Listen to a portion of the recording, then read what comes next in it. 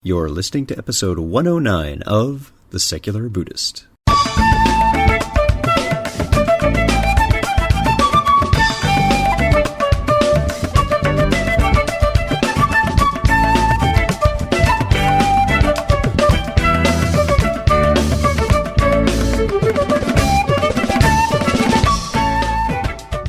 Welcome to The Secular Buddhist. I'm Ted Meissner. The Secular Buddhist is the official podcast of the Secular Buddhist Association, a grassroots-driven effort to answer the needs of secular teaching and practice for contemporary society. The podcast has interviews and roundtable discussions pertaining to engaged Buddhist training and practice, and the SBA website has show notes for each episode along with resource materials. Though the podcast focuses on core practice from a secular viewpoint, more traditional teachings are welcome and openly discussed. Jose Angel Lopez talks with us about atheist meditation on Facebook.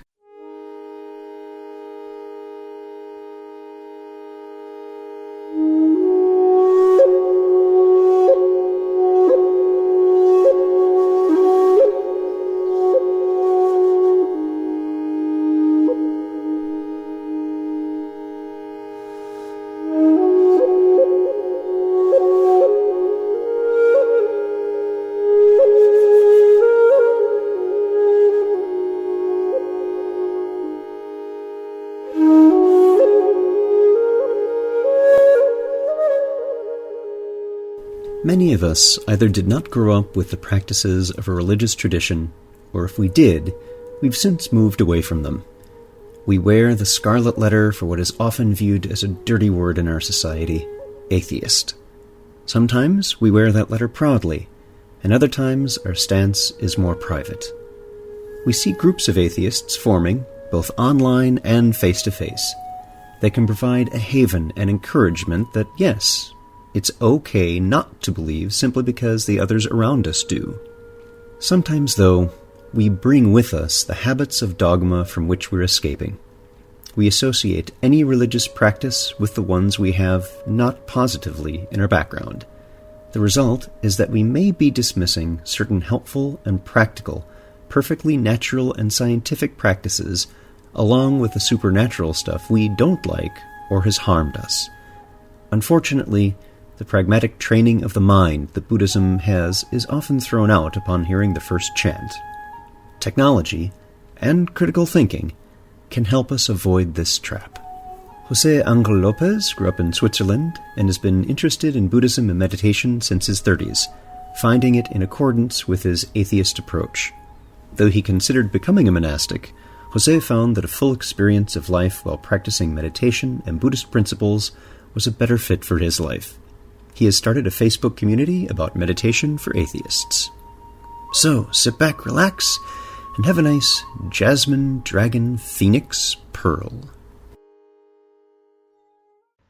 And our guest today is Jose Angel Lopez. Jose, thank you for being here. Thank you for having me, Ted. I'm very eager to speak with you because it sounds like you and I have some very common and shared interests. So I'd like you to start with telling listeners about your background and what led you to where you are and what you're doing and what your interests are. I'm of Spanish origin. I grew up in Switzerland. That's where I live. Therefore, I speak better German than Spanish. That's why my accent might not be Spanish, so people get a bit confused sometimes. It's closer. My accent is closer to German.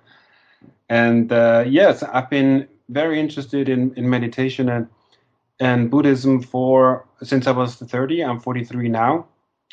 I've been doing mostly Zazen, for 11 years. I've done some Vipassana retreat, and basically I've been all the time, although I'm very attached, so to speak, to the Buddhist teachings, as funny as that sound, Yeah. It is a refuge sometimes, when you get confused and you go back to the Four Noble Truths, you go back to the 3 marks of existence. That's a big anchor for me. And and yeah, you go back to your meditation, and but all the time I always felt like I was an atheist. There was one of the reasons I was drawn to Buddhism was that Buddha apparently was an agnostic.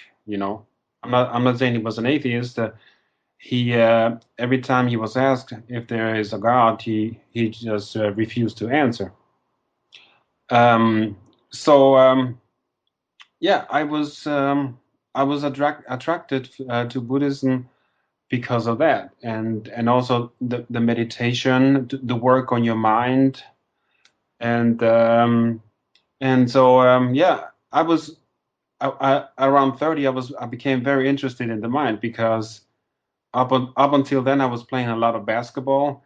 I even played basketball for professional for a few years, and one thing looking back, I kept hearing coaches saying, be prepared mentally, but I had no idea what that meant. Yeah. What I mean, if you tell 18-year-old be prepared mentally, what does that mean? I had no idea. So that was another interest, of mine. How do I work out my mind? I know how to condition myself. I know how to build up muscle. I know, but um, how do I condition my mind?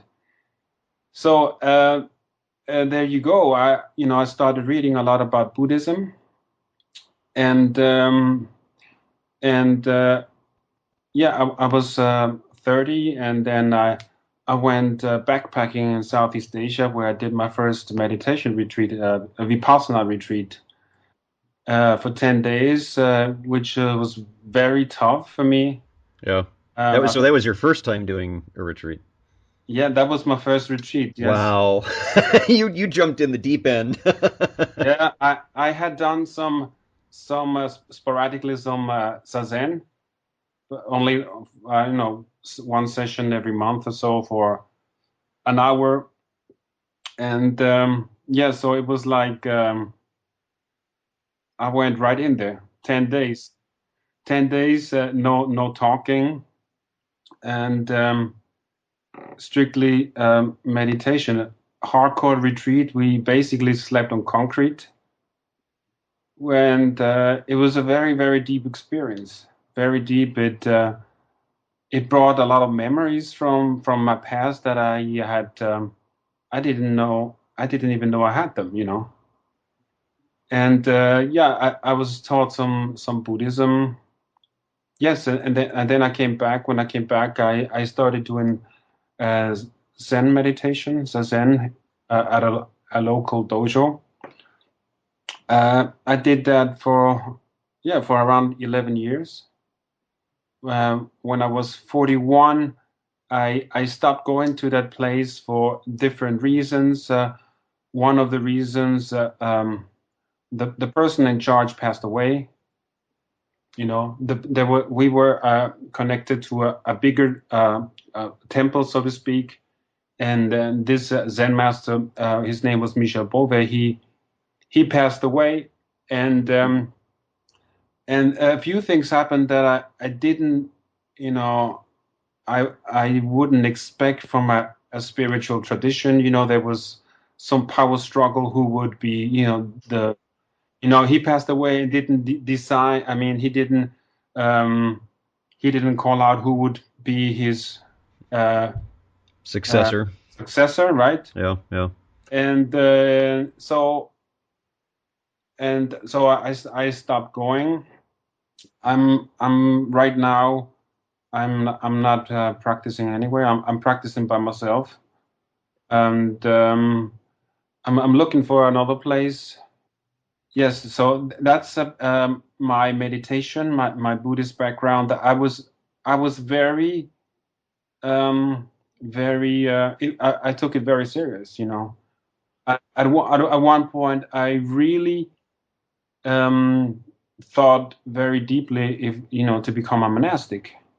But um, I mean, the reason I didn't do it is because I felt becoming a monastic is you miss out on a lot about life. You miss out falling in love and falling maybe out of love.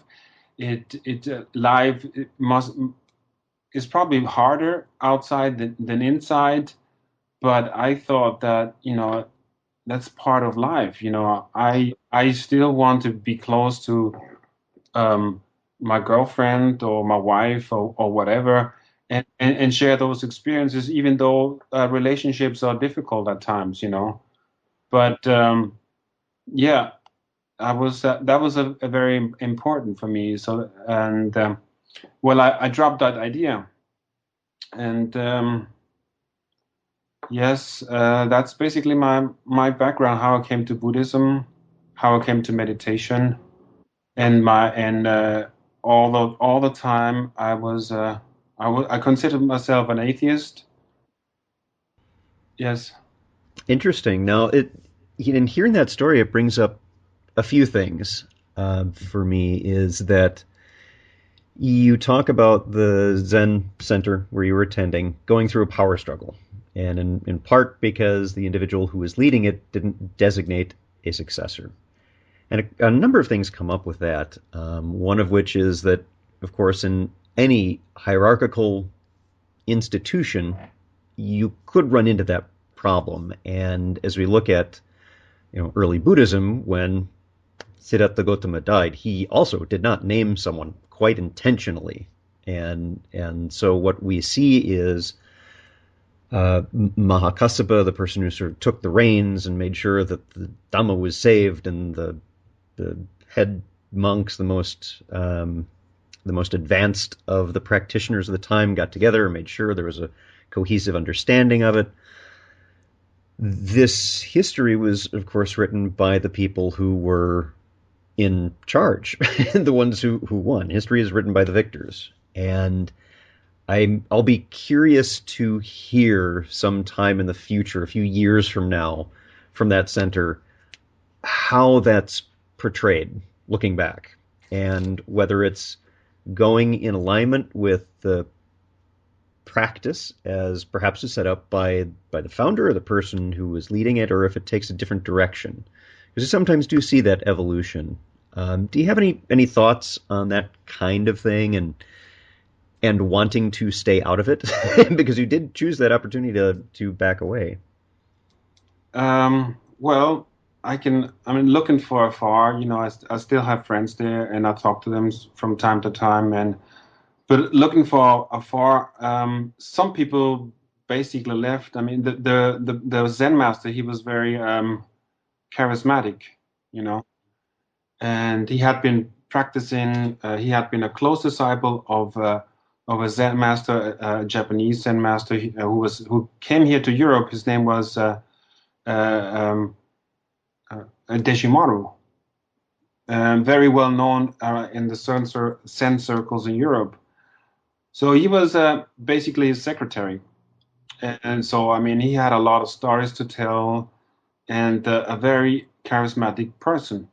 And so when he passed away, many, let's say around 30 to 40% of the people left, because, I mean, there was some senior monastics. I mean, in Zen, you can be a monk. I'm sure you can be a monk, and at the same time, you can live an ordinary life, and that's what many did. There were quite a lot of monks.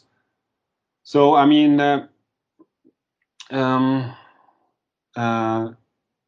yeah, the first thing would happen was around 40% of the people left, and until they basically decided who would take over, it's a woman, which is a good thing, but not everyone liked it, So so that's as far as I can tell right now, and yeah, there were also other issues that bothered me, and I think some of the people had drinking problems, and some people get the idea that they are beyond good and evil.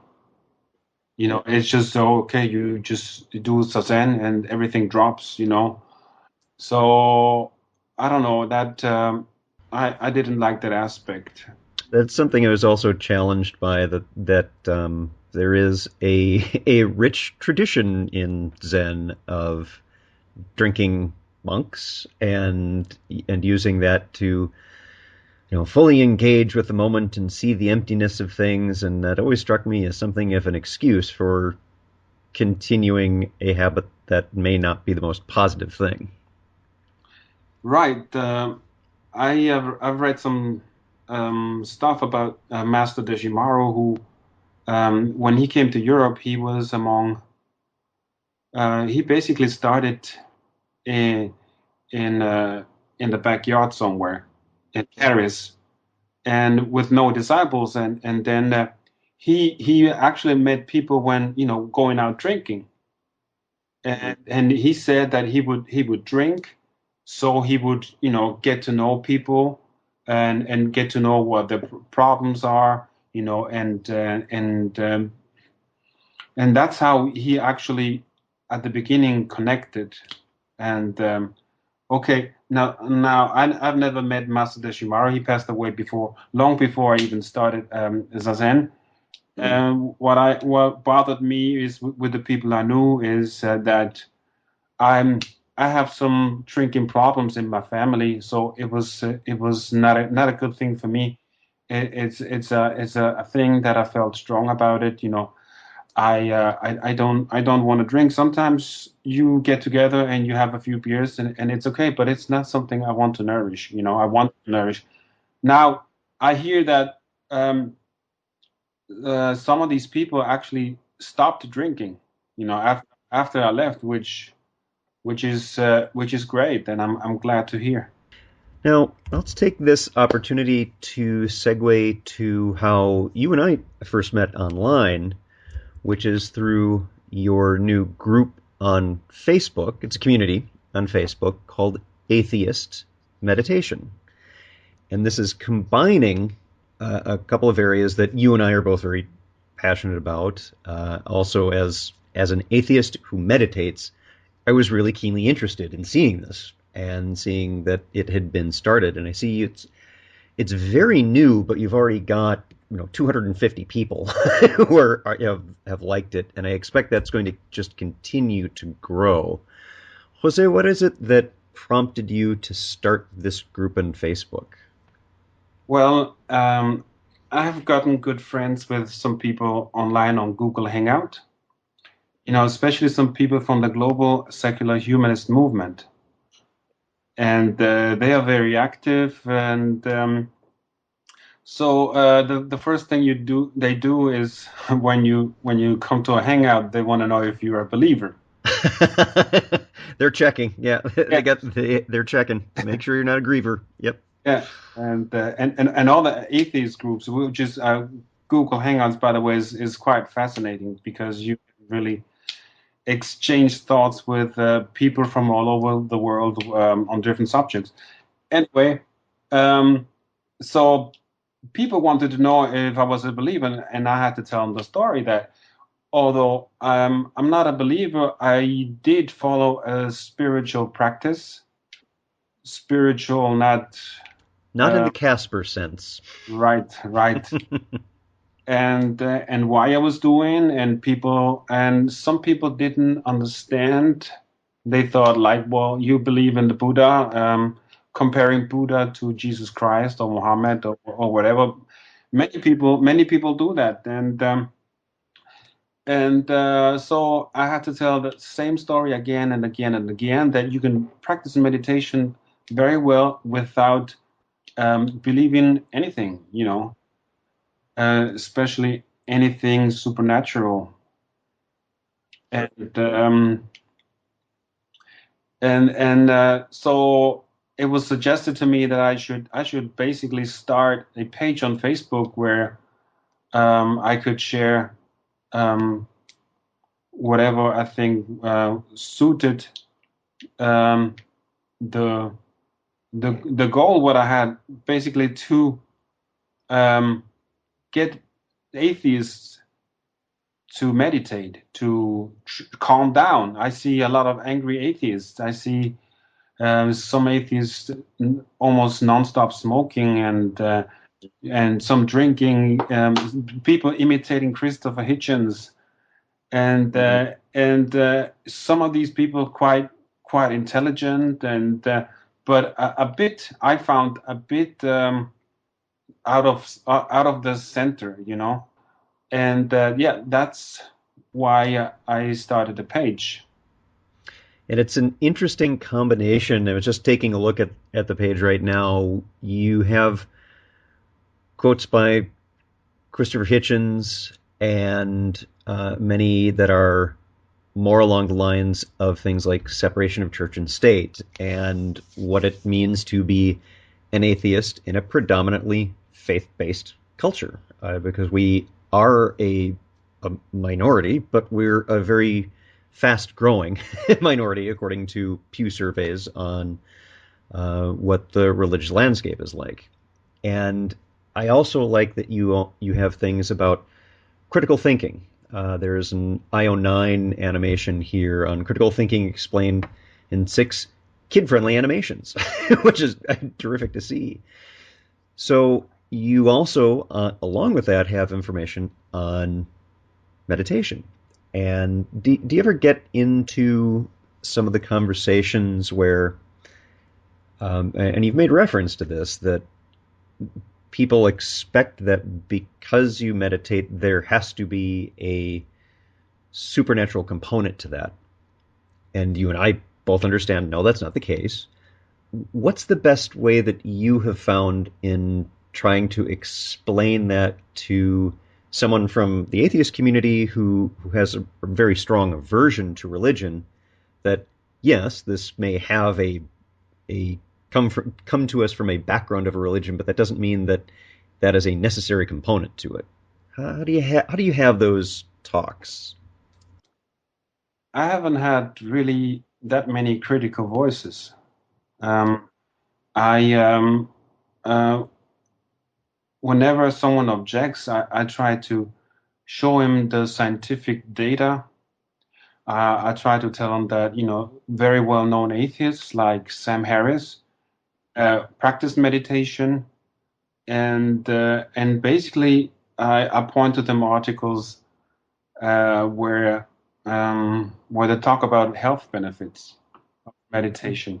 So one thing I point out, health benefits and even mental health benefits, and I try to tell them that the practice of mindfulness, which is what I practice, shikantasa.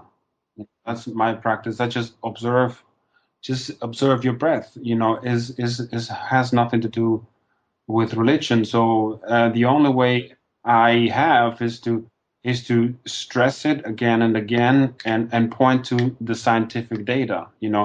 And whatever I post is I try to find quotes or articles or about people who are atheists, but talk about meditation from a secular point of view. Now that's not easy. I mean, it's not easy to find. So I've been trying to find quotes from, even if I post Buddhist quotes, I try to make it about the meditation, just the meditation, the practice of meditation, the practice of Zazen, the practice of Vipassana, so I try to concentrate and make it as neutral as possible. Obviously, Vipassana, Zazen comes from a Buddhist culture. We will never deny that, Mm-hmm. Yeah, and it would be dishonest for us to say that the main body of experiential practice that has been a big proponent of meditation has been religious. That's very true. But consider, for the past, thousands of years, we haven't had what we would call an active secular or scientific community to carry that forward. And the way I see it now is that we're in something of a transition phase right now. We're in that point of punctuated equilibrium, to borrow from Stephen Jay Gould, where the conditions are changing very rapidly. The environment is changing very rapidly. And we're seeing new forms cropping up. This is mimetic evolution. And we're seeing now that these practices, which are very naturalistic, pragmatic, and very beneficial to people, are finding carriers that are outside of a religious tradition, but they still got that baggage that people who are religious averse see and have and hold against it. And that's something that's going to be a challenge going forward, is opening that up and really making the case and demonstrating the case that this is something for people. You don't have to be declared Buddhist or this or that or the other. It doesn't matter. It works for you, whatever your background. Right. I think one aspect that is very important is the Sangha, the community. And it's in a way it's easier to find the community online, even though, I mean, it doesn't replace a real community where you see people, face to face, but it is a great way to at least make the first step, because anyone can just sit in front of a computer and go to Google Hangout and say, hey, hi, my name is Tom, and what do you guys do? What's this meditation about? Can you tell me more about it? And so at least it's easy to get you. We have easier access to information. It's easier to make the first step, and that I think that's technology can help us here. Technology can help us. And many people are shy about it too. We have our reservations about going to talk with someone in a black kimono, for instance, and they find it quite awkward, and so it's easier and more accessible to make the first step and get acquainted with the basics.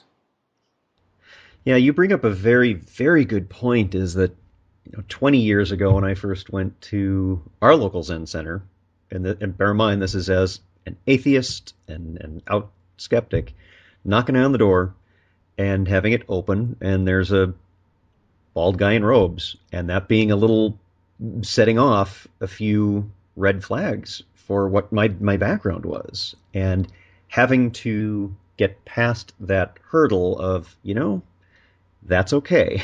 This is a different context. That doesn't make it bad. And I do need to maintain an awareness that I don't really know what this is about. This is part of my investigation.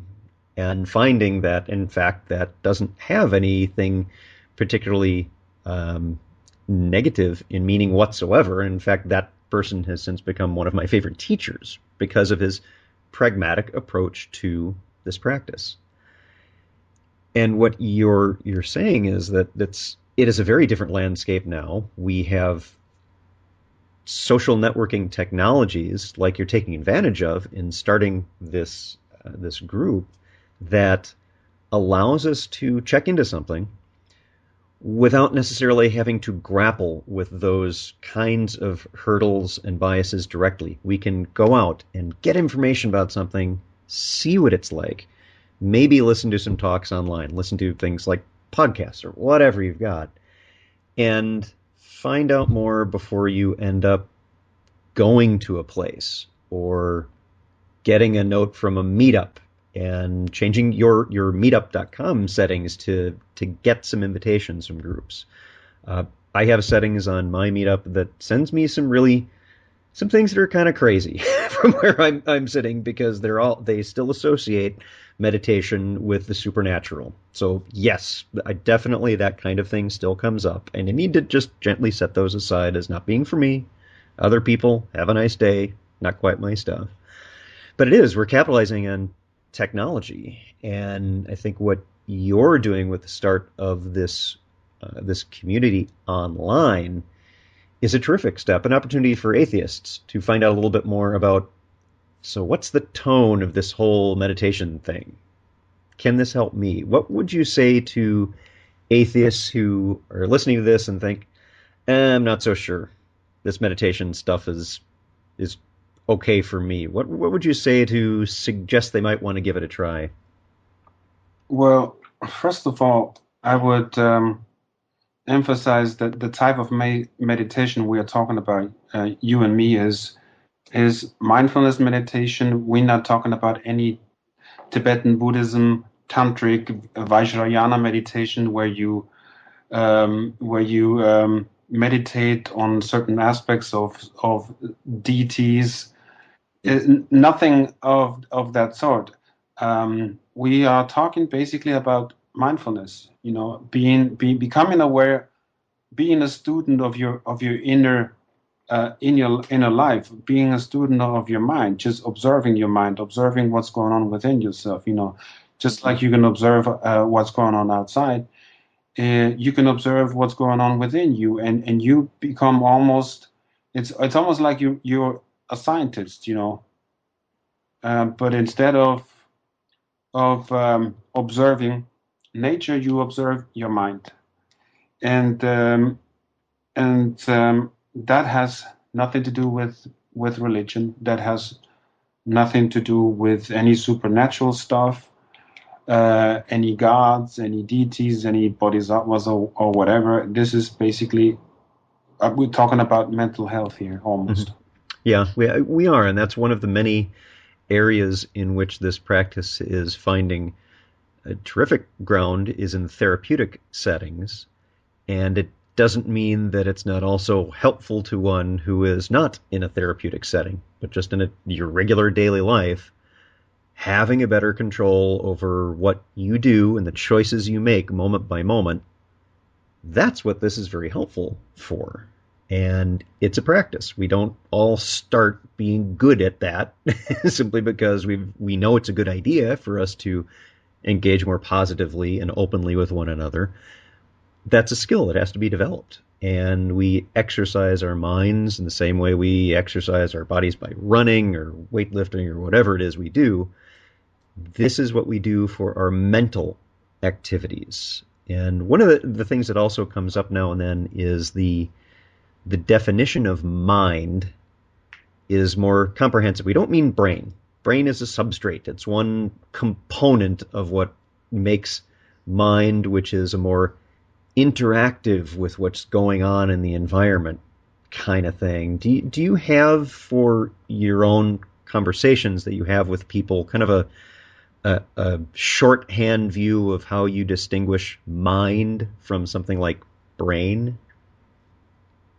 Well, the way I see it, brain is the physical structure, and mind is not physical.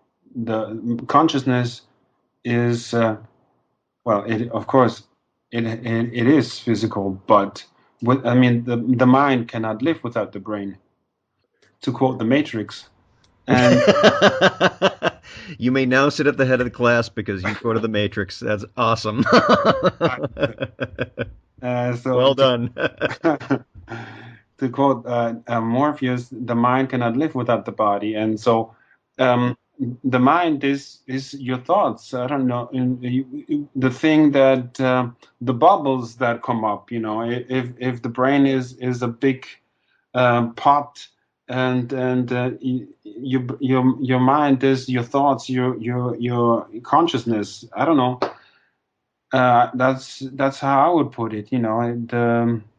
Yeah, it's a very hard thing to pin down, and that's one of the challenges that we face. Is I've had a conversation with my friend Jack Caravella from Minnesota Atheists about this, and that we're not talking a mind-body duality. These are, you don't have mind without the physical structure. This is very, very much a physical thing, but it's a process.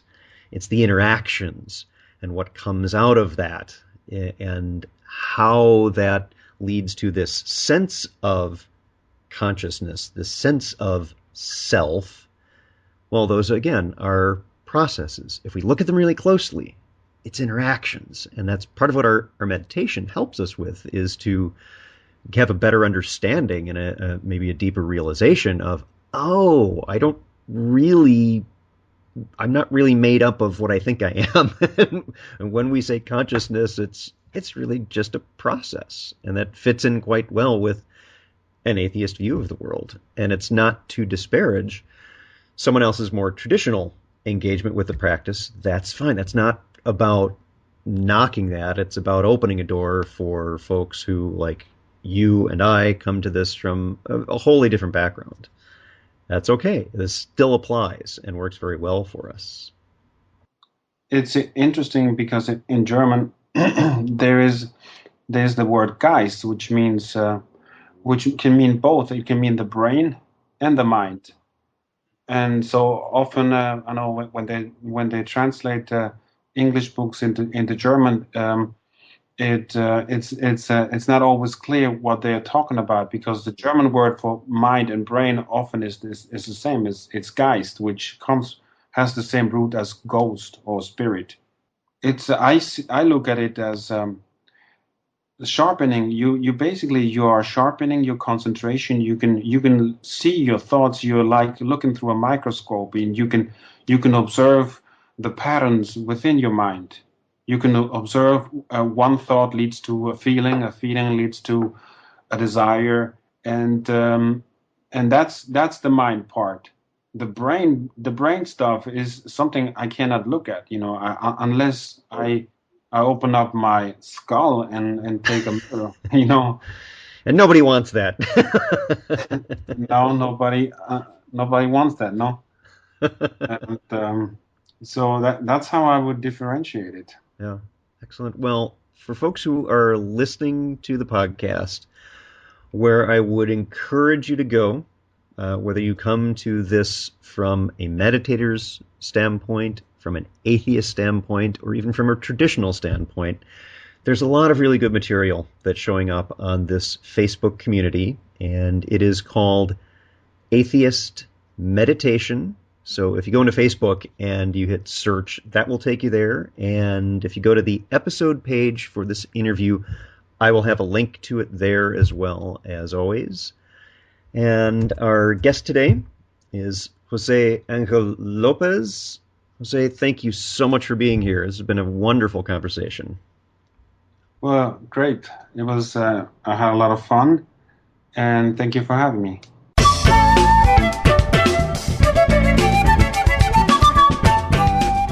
Thanks for listening. If you'd like to learn more about something you've heard in today's podcast, please come visit the SBA website at secularbuddhism.org, and you'll find an entire webpage devoted to this and every episode. Discussion about this episode can be found on the episode page itself, along with show notes. The music for The Secular Buddhist is used by permission from John Kaizen Neptune's CD, Steps in Time. Additional music is provided courtesy of Monty Levinson of Taihei Shakuhachi and Rodrigo Rodriguez. Their websites are also linked on the SBA site on the About Podcast Music page. Until next time, remember, every moment you have a choice. Make it the best you can. See you next time on The Secular Buddhist.